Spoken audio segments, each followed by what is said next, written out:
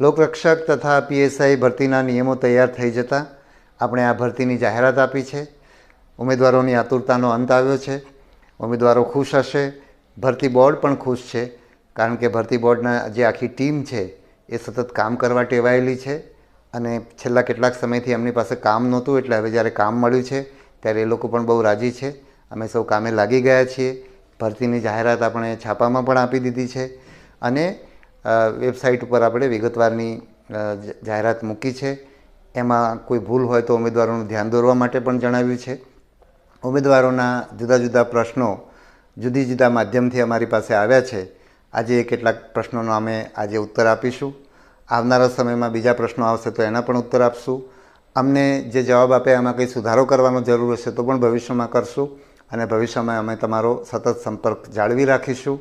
તમારા તરફથી જે પણ ફીડબેક અમારી પાસે આવે તો તમે ભૂતકાળની ભરતીનો પણ તમને અનુભવ છે કે જ્યારે પણ ફીડબેક આવે ત્યારે એમાં જે પણ કરવા જેવું હોય એ અમે કરતા હોઈએ છીએ અને જે નથી કરવા જેવું એ અમે નથી કરતા. એટલે તમે સોશિયલ મીડિયા ઉપર કંઈ મૂકીને ભરતી બોર્ડને ગેરમાર્ગે દોરીને એવો કોઈ નિર્ણય નહીં કરાવી શકો કે જે સામાન્ય નિયમોથી બહાર હોય અથવા ઉમેદવારોના હિતમાં ના હોય. એટલે ઉમેદવારોના હિતમાં, ભરતીના હિતમાં જે પણ કરવું પડે એ આપણે કરીશું. તો હવે જે ઉમેદવારો તરફથી પ્રશ્નો આવ્યા છે તો એમાં નામ અંગે પ્રશ્નો આવ્યા છે. તો આપણે આ ભરતીની અંદર ઉમેદવારોનું નામ છે એ 12મા ધોરણની માર્કશીટમાં જે નામ હોય એ નામ લખવા માટેનું કહ્યું છે. આવું આપણે એટલા માટે કહ્યું છે કે ભૂતકાળની ભરતીની અંદર કેટલાક ઉમેદવારો પોતાના નામમાં નાના મોટા ફેરફાર કરીને પોતાના નામમાં ભાઈ, કુમાર, પિતાના નામમાં, માતાના નામમાં એવા ફેરફારો કરીને ડુપ્લિકેટ એકથી વધારે ફોર્મ ભરી અને એમને ભરતીની શારીરિક કસોટીની અંદર જુદા જુદા દિવસો ઉપર જુદા જુદા ગ્રાઉન્ડ ઉપર એમને તક મળે એવો પ્રયત્ન કરતા ભૂતકાળમાં જોવા મળ્યા છે. અને એના બદલે બધાને સમાન તક મળે અને આવી કોઈ ડુપ્લિકેટ અરજી ના કરી શકે એ હેતુથી આપણે આ પદ્ધતિ શરૂ કરી છે. આ વખત માટે આપણે એને દાખલ કરી છે અને એમાં તમારે 12મા ધોરણની છેલ્લી માર્કશીટ, એટલે કે કોઈ ઉમેદવાર 3 પ્રયત્ને 12મું ધોરણ પાસ થયા છે તો એમાં જે 3જા નંબરની માર્કશીટ છે એ માર્કશીટ મુજબ એમણે એમનું નામ લખવાનું છે. પછી કોઈક ઉમેદવારે ઉમેદવારો બહુ સારી રીતે વિચારે છે, એટલે કોઈ ઉમેદવારે પ્રશ્ન એવો કર્યો કે જો અમે આ અમારું માર્કશીટની અંદર નામ છે અને આધાર કાર્ડનું અમારું નામ જુદું હોય અથવા તો કોઈ પણ આઈડેન્ટિટી કાર્ડનું અમારું નામ જુદું હોય અને અમે આઈડેન્ટિટી કાર્ડ સાથે પરીક્ષા કેન્દ્રમાં જઈશું તો અમને કેવી રીતે પ્રવેશ મળશે. તો એના માટે પણ અમે ઉકેલ કરી લીધો છે કે તમારા કાર્ડમાં અને તમારી 12માની માર્કશીટમાં જુદું નામ હોય તો તમારે કાર્ડની સાથે પણ માર્કશીટ લઈને જવાનું રહેશે. બીજું, કોઈએ ગેજેટ કરાવેલું છે, એટલે કે ગેજેટમાં પ્રસિદ્ધ કરીને પોતાનું નામ બદલ્યું છે, તો એમણે પણ 12માની માર્કશીટ મુજબ જ નામ લખવાનું થશે અને એમને નિમણૂક વખતે એમને ગેજેટ મુજબનું નામ દાખલ કરવામાં આવશે. એટલે અત્યારે તેમણે 12માની માર્કશીટ મુજબ જ નામ લખવાનું છે. કોઈએ એવું પણ પૂછ્યું છે કે અમારે ડિપ્લોમાની અંદર માર્કશીટ નથી હોતી, તો તમારું જે ગ્રેડ સર્ટિફિકેટ છે એ પણ તમારી માર્કશીટ છે. એટલે તમે જાણો છો કે 12માની પરીક્ષાની અંદર 2 વસ્તુ તમને મળે છે. એક 12માની માર્કશીટ મળે છે અને એક પાસિંગનું પ્રમાણપત્ર 12માનું મળે છે. એવું જ 10મામાં થાય છે. એટલે ડિપ્લોમાની અંદર તમે કયા કયા વિષયમાં કયા ગ્રેડ મેળવ્યા છે અથવા કયા માર્ક્સ મેળવ્યા છે એ તમારી માર્કશીટ છે અને એમાં તમારું જે નામ હોય એ મુજબ તમારે નામ લખવાનું છે. અને તો આ તમારી આ એક સ્પષ્ટતા થઈ ગઈ. બીજું, તમે એમાં આપણે જે ઓજસની અંદર જે એપ્લિકેશન છે એની અંદર તમારી અટક, તમારું નામ, તમારા પિતાનું નામ આ રીતે જ એની અંદર હોય છે. એટલે તમારી માર્કશીટની અંદર તમારી જે અટક છે એ તમારે ત્યાં લખવાની છે. તમારી પિતાનું નામ જ્યાં છે ત્યાં મતલબ તમારું પિતાનું નામ છે એ પિતાની જગ્યાએ લખવાનું છે અને તમારું નામ છે તમારા નામની જગ્યાએ લખવાનું છે. તમારી માર્કશીટની અંદર તમારી સરનેમ પહેલાં છે કે છેલ્લા છે એનાથી ફરક પડતો નથી. તમારી અટક જ્યાં જગ્યાએ અટકનું ખાનું છે ત્યાં તમારી અટક લખવાની છે, બરાબર છે. અને તમારી માર્કશીટની અંદર અટક પહેલાં હોય અને અથવા અટક પાછળ હોય અને તમારું જે આપણે ઓજસની એપ્લિકેશન છે એમાં અટક પહેલાં હોય પણ એનાથી તમારી અટક બદલાતી નથી. એટલે મને લાગે છે કે આ વસ્તુ તમને સ્પષ્ટ થઈ ગઈ હશે. તમારા નામમાં કોઈના દાખલા તરીકે લગ્નના કારણે નામ બદલાયું હોય તો એ લગ્નનું સર્ટિફિકેટ રજૂ કરીને નિમણૂક વખતે એમાં ફેરફાર થઈ શકશે. પણ તમારે જે એપ્લિકેશન કરવાની છે એ તો 12માની માર્કશીટમાં તમારું જે નામ છે એમાં પણ તમારી છેલ્લી માર્કશીટમાં જે નામ છે એ નામથી તમારે તમારી અરજી કરવાની છે. બરાબર. તમારા માર્કશીટના નામમાં ભૂલ હોય તો પણ તમારે એ નામ સાથે જ અરજી કરવાની છે. તમારી ભૂલ સુધારવાનું મેં કહ્યું એ તમારું નિમણૂક વખતે તમારા પુરાવાના આધારે ખરેખર ભૂલ થઈ હશે અને એમાં કોઈ ગરબડ નહીં હોય તો તમે ત્યારે એ વસ્તુ કરવામાં આવશે. એક કોઈ વિદ્યાર્થીની એવી રજૂઆત પણ આવી છે કે અમે લોકો 10મું પાસ 12મું પાસ થયા વિના અમે સીધા ગ્રેજ્યુએટ થઈ જઈએ છીએ. તો આવા કોઈ કેસ હોય, કારણ કે અમને અત્યારે ખ્યાલ નથી કે 10મું 12મું પાસ થયા વિના સીધા ગ્રેજ્યુએટ થઈ શકાય. તો આવો કોઈ કેસ છે તો તમે અમને ભરતી બોર્ડને અરજી કરજો, એટલે અમે એ કેસ જોઈને એમાં નિર્ણય કરશું.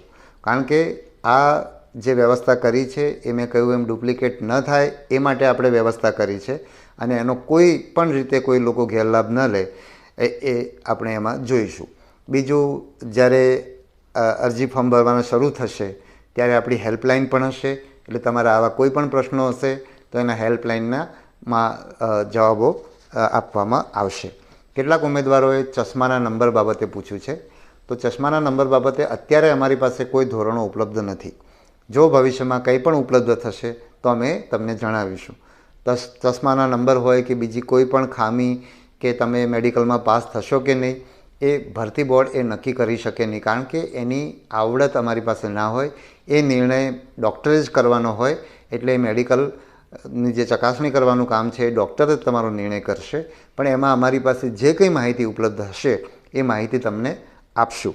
એવું જ રંગ અંધતા બાબતે કેટલાક લોકોએ પૂછ્યું છે. તો એ બહુ સ્પષ્ટ છે કે લોકરક્ષક અને પીએસઆઈ એની ભરતીની અંદર રંગ અંધ ઉમેદવારો છે એ લાયક નથી, પણ જેલ સિપાહીની અંદર રંગ અંધ ઉમેદવાર લાયક છે.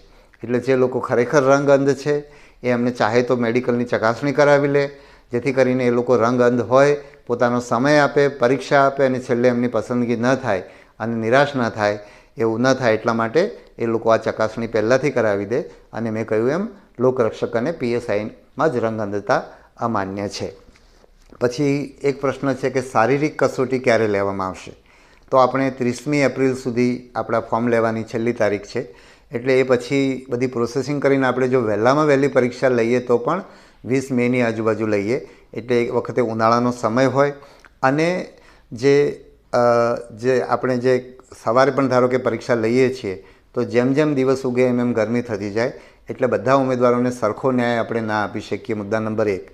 મુદ્દા નંબર 2 કે આપણે 20 મેની આજુબાજુ પરીક્ષા શરૂ કરીએ તો 15 જૂનની આજુબાજુ ગુજરાતમાં વરસાદ શરૂ થઈ જતો હોય છે, એટલે આપણે શારીરિક કસોટી યોગ્ય રીતે પૂરી ના કરી શકીએ.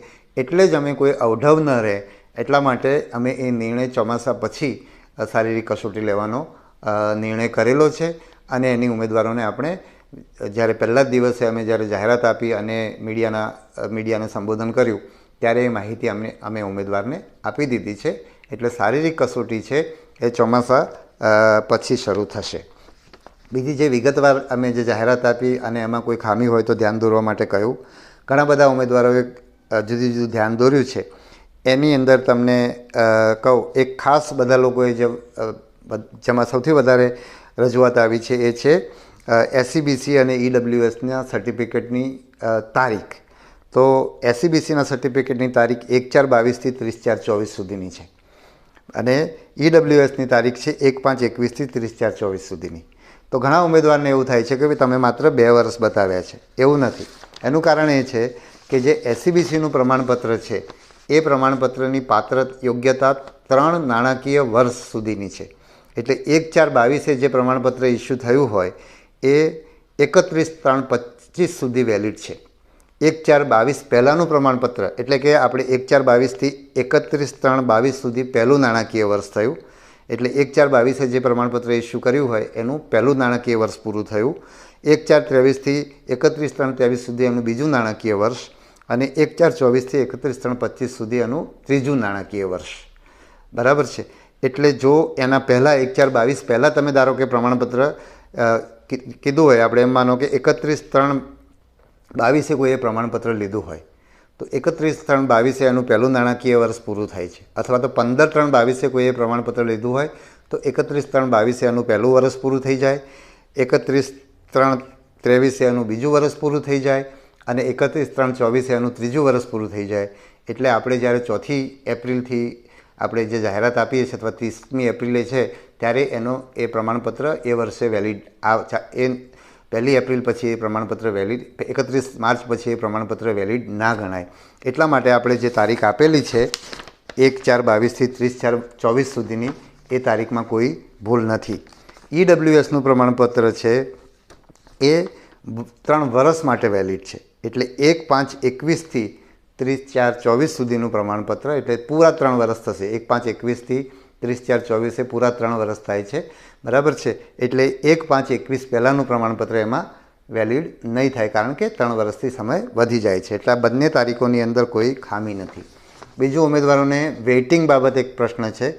તો સરકારનો નિયમ એવો છે કે જે ભરતીની અંદર એકથી વધારે સંવર્ગની પરીક્ષા થતી હોય, એકસાથે ભરતી થતી હોય, એ સંવર્ગમાં પ્રતીક્ષા યાદી રાખવી નહીં. એટલે આપણી જે લોકરક્ષકની ભરતી છે એ આમ, અનામ, SRP, જેલસીપો એ બધાની ભેગી છે. એટલે એકથી વધારે સંવર્ગની ભરતી છે, એટલે એની અંદર પ્રતીક્ષા યાદી રાખવામાં આવશે નહીં. એટલે ઉમેદવારો એમ થાય કે અમને કેમ અન્યાય થાય છે?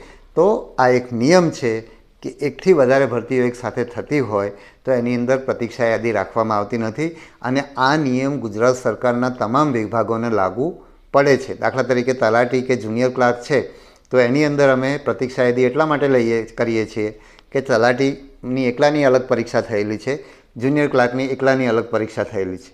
ભવિષ્યમાં આ બધાના ગ્રેજ્યુએટ કરી દીધા છે, એટલે હવે બધા જ એકસાથે પરીક્ષા લેવામાં આવે, એક જ પરીક્ષા લેવામાં આવે તો એની અંદર પણ પ્રતીક્ષા યાદી ન થાય. બીજું, તલાટી અને જુનિયર ક્લાર્ક બંનેમાં 12મું પાસ હતું. જો અમે પણ આ બંને પરીક્ષાઓ ભેગી લીધી હોત તો એમાં પણ પ્રતીક્ષા યાદીની જોગવાઈ ના હોત. એટલે સરકારના નિયમ મુજબ જ્યાં એકથી વધારે સંવર્ગ અને લોકરક્ષકની અંદર એકથી વધારે સંવર્ગની ભરતી થઈ રહી છે, એટલે લોકરક્ષકની અંદર પ્રતીક્ષા યાદી નથી. જ્યારે PSIની અંદર આ વખતે અનામ PSIની એકમાત્ર સંવર્ગ છે. સામાન્ય રીતે અનામ PSI, આમ PSI એ રીતે જુદા જુદા સંવર્ગની અથવા ASI એ બધાને સાથે ભરતી થતી હતી. એટલા માટે એમાં પણ પ્રતીક્ષા યાદી રાખવામાં આવતી નહોતી. પણ આ વખતે સદનસીબે એક જ સંવર્ગની ભરતી થઈ રહી છે, એટલે એની અંદર પ્રતીક્ષા યાદીની જોગવાઈ છે. પછી કેટલાક ઉમેદવારો જગ્યાની સંખ્યાની બાબતમાં એમ કહે છે કે ભાઈ આનું EWSનું 10% રિઝર્વેશન છે તો એની 10%થી ઓછી કેમ છે કે વધારે કેમ છે, એ રીતના ઉમેદવારના પ્રશ્ન હોય છે. તો જે જગ્યાઓ છે એ પોલીસ વિભાગની અંદર આજની તારીખમાં ખાલી જગ્યાઓના આધારે એ જગ્યાઓ નક્કી કરવામાં આવે છે. કોઈ કેટેગરીની અંદર એના જેટલી ટકાવારીનું અનામત છે એના કરતાં વધારે જગ્યા ખાલી હોય તો એ કેટેગરીમાં વધારે જગ્યાઓ સાથે ભરતી કરવામાં આવે. તો ઉમેદવારોને મને લાગે છે કે આનાથી પણ આ બાબતની પણ સ્પષ્ટતા થઈ ગઈ હશે. એ સિવાયના જે બીજા પ્રશ્નો પણ અમે એક નોંધ્યા છે, એમાંના હું એક લિસ્ટ એક પછી એક જોઉં છું. PSI ભરતીમાં ગ્રેજ્યુએશનના લાસ્ટ સેમમાં હોય તેવા વિદ્યાર્થીઓને તક આપવા બાબત. એટલે કેટલાક ઉમેદવારોએ આ રજૂઆત કરી છે કે ભાઈ અમે 12માની પરીક્ષા આ વખતે આપીએ તો અમને લોકરક્ષક માટે માન્ય ગણો, અને જો અમે સ્નાતકની પરીક્ષા અત્યારે માર્ચ એપ્રિલમાં આપી રહ્યા હોય તો અમને માન્ય ગણો. અત્યારે અમે જે નિયમો વાંચ્યા છે અને અમે નિયમોને જે રીતે સમજ્યા છીએ એનો અર્થ એ થાય છે કે 30/4/24ની જે કટ ઓફ તારીખ છે એ તારીખે જે 12મું પાસ હોય એ લોકરક્ષકની પરીક્ષા આપી શકે, અને એ તારીખે જે સ્નાતક હોય એ PSIની પરીક્ષા આપી શકે. આમ ઉમેદવારોએ રજૂઆત કરી છે કે GPSC અને UPSCની અંદર જે લોકો છેલ્લા વર્ષની અંદર ભણતા હોય અથવા આ વર્ષે જે પરીક્ષા આપવાના હોય એ લોકોને પણ આ ભરતીમાં ભાગ લેવા દેવામાં આવે છે. અને એ વાત સાચી છે. અમે લોકો પણ જ્યારે UPSCની પરીક્ષા આપતા હતા તો ગ્રેજ્યુએશનના છેલ્લા વર્ષમાં અમે ભણતા હોય તો અમે એ પરીક્ષાની અંદર ફોર્મ ભરી શકતા હતા. અને આજે પણ UPSCની અંદર એવું છે અને GPSCની કેટલીક પરીક્ષાઓની અંદર એવું છે. એટલે અમે એ નિયમોનો અભ્યાસ કરી રહ્યા છીએ. જે નિયમો આ PSI અને લોકરક્ષકમાં છે એવા જ નિયમો ત્યાં હોય અને છતાં એ લોકો કરી શકતા હોય તો ટૂંકમાં નિયમોની મર્યાદામાં રહીને કરી શકાતું હશે તો અમે એ કરીશું. એનો અભ્યાસ અત્યારે ચાલુ છે. અને નિયમો જે હોય એ રીતે જ આપણે કરવું પડે. જો નિયમોની સાથે આપણે થોડી પણ બાંધછોડ કરીએ તો આખી ભરતી જોખમમાં મુકાઈ જતી હોય અને આખી પ્રક્રિયા પૂરી થયા પછી એવા કાનૂની પ્રશ્નો ઊભા થાય જેના કારણે આખી ભરતી જોખમમાં મુકાય.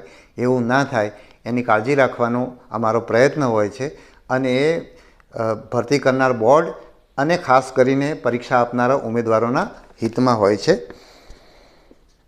હા, એક કોઈ પ્રશ્ન છે કે માર્કશીટ સુધારા માટે આપી હોય અને હજુ સુધી ના આવી હોય તો ફોર્મ ભરી શકાય?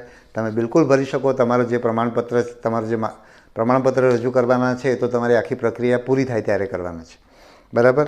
પછી 12માની માર્કશીટ મુજબ નામ અપલોડ કરીએ ત્યારે આઈડી કાર્ડમાં નામ, એ તો વાત થઈ ગઈ.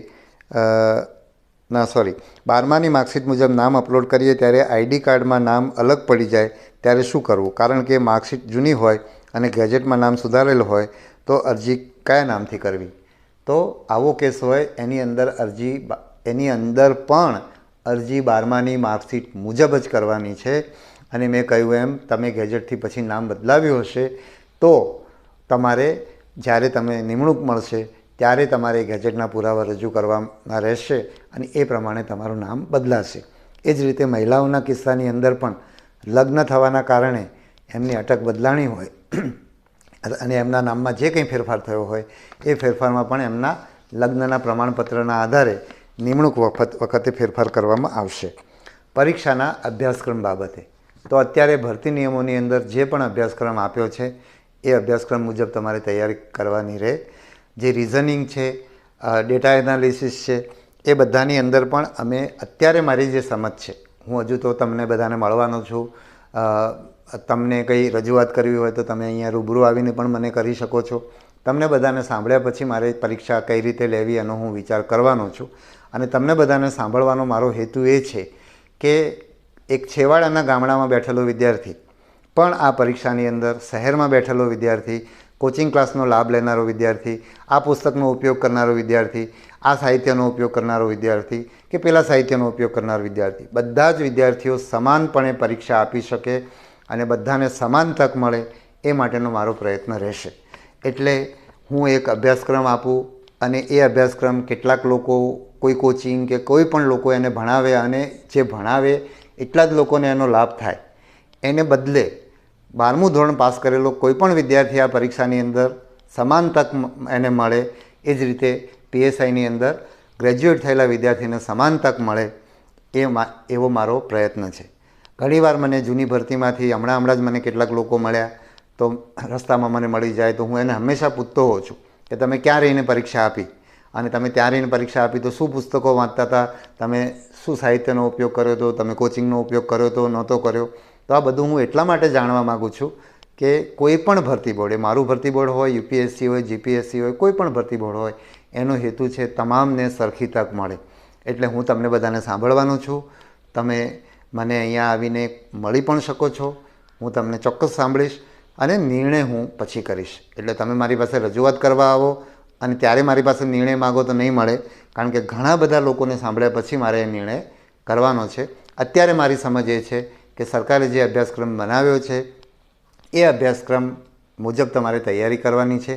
બીજું, તમે એમ કહેતા હો, તમે ઘણા કહો છો કે ભાઈ જીપીએસસીમાં જે રીતે ઇતિહાસનો અભ્યાસક્રમ આપ્યો છે અથવા યુપીએસસીમાં જે અભ્યાસક્રમ આપ્યો છે, જે લોકો, તમે લોકો એ અભ્યાસક્રમ જોઈ લેજો.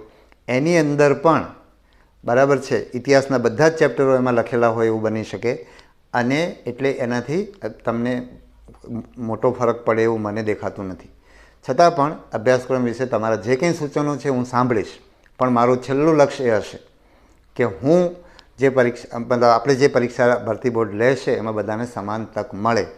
દાખલા તરીકે તમારું રિઝનિંગ છે, એમાં હું તમને 10 ટૉપિક આપું અને 10 ટૉપિક તૈયારી કરનારા લોકો અથવા કોઈ કોચિંગના માધ્યમથી તૈયારી કરનારા લોકોને લાભ મળે એવું હું નથી ઈચ્છતો. તમે જે સ્કૂલ કોલેજમાં ભણ્યા છો, તમારી અંદર જે આંતરિક તાકાત પડેલી છે, તમે જે આવડત આટલા વર્ષોના અભ્યાસના અંતે કેળવી છે અને પરીક્ષાની તૈયારી કરીને તમે જે કેળવવાના છો અને એ પ્રશ્ન તમારી એ તૈયારી સાથે જે તમારી સામે પ્રશ્ન આવે ને તમે એને હેન્ડલ કરી શકો, એ આવડત પરીક્ષાની અંદર ચકાસાય, એવો અમારો પ્રયત્ન રહેશે.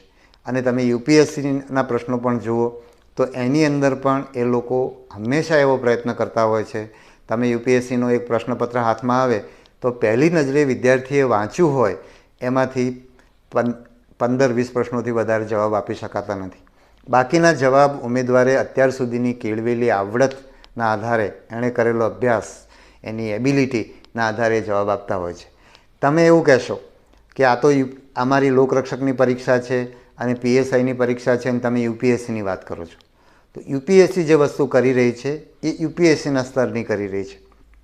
અમે જે લોકરક્ષકની પરીક્ષાની અંદર લોકરક્ષકના સ્તરનું કરવામાં આવશે અને પીએસઆઈના સ્તરની અંદર પીએસઆઈના સ્તરનું કરવામાં આવશે. તમારી આવડતનું બરાબર ટેસ્ટ થાય એવો અમે પ્રયત્ન કરશું.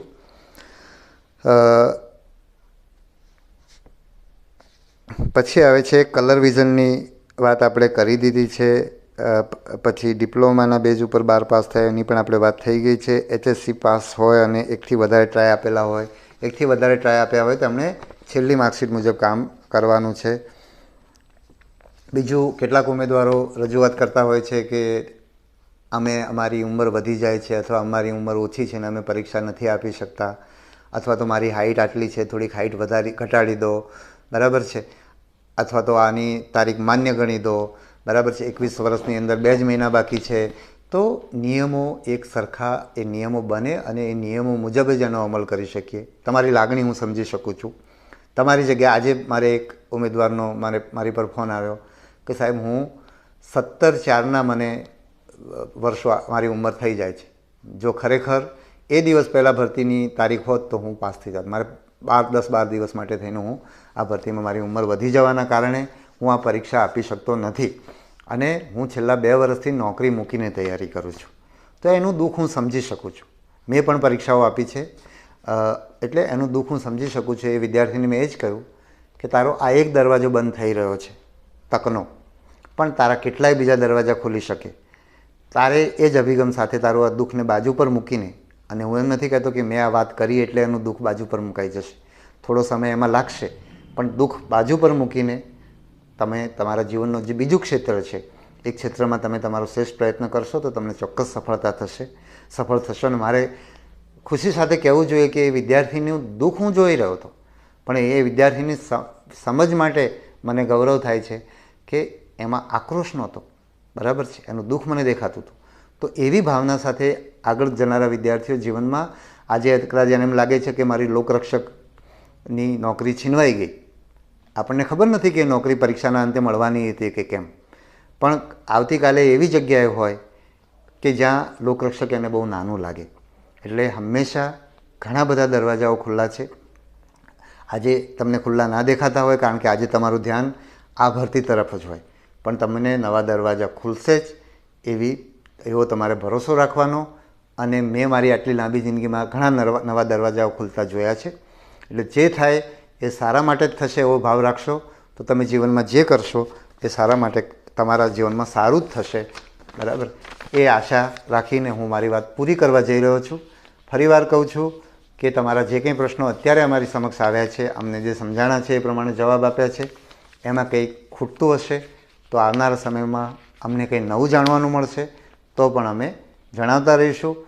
અને હું જે કંઈ વિડીયોમાં કહું છું એ માર્ગદર્શન માટે કહું છું, એને તમે ઓથેન્ટિક નહીં ગણતા. અમે જે વેબસાઇટ ઉપર મૂકીએ છીએ એ સાહિત્ય ઓથેન્ટિક, એમાં પણ અમે તમને કીધું છે કે એડવર્ટાઇઝમેન્ટ અમે જે આપી છે એ વિદ્યાર્થીઓની સમજ માટે આપી છે.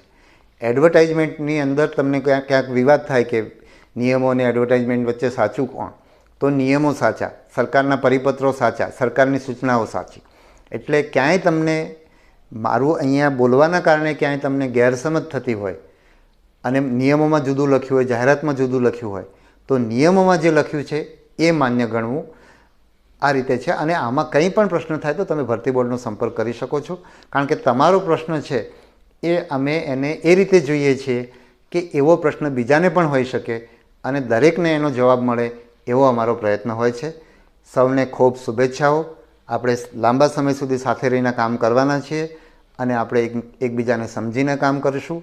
અને આખી પ્રક્રિયા અમારા માટે પણ અને તમારા માટે પણ ખૂબ જ આનંદદાયક અને આપણે જીવનમાં જ્યાં છીએ ત્યાંથી ઉપર જઈએ એ દિશામાં સફળ થઈએ કે ના થઈએ પણ આપણે જ્યાં આજે જે સ્તરે છીએ ત્યાંથી આપણે ચોક્કસ ઉપર જઈશું. આપણા મનનો વિકાસ થશે, આપણો બધા જ ક્ષેત્રનો આપણે એટલીસ્ટ આપણી જે ક્ષમતા છે એમાં ચોક્કસ સુધારો થશે. એ અભ્યર્થના સાથે, એવી શુભેચ્છાઓ સાથે મારી વાત પૂરી કરું છું. ધન્યવાદ.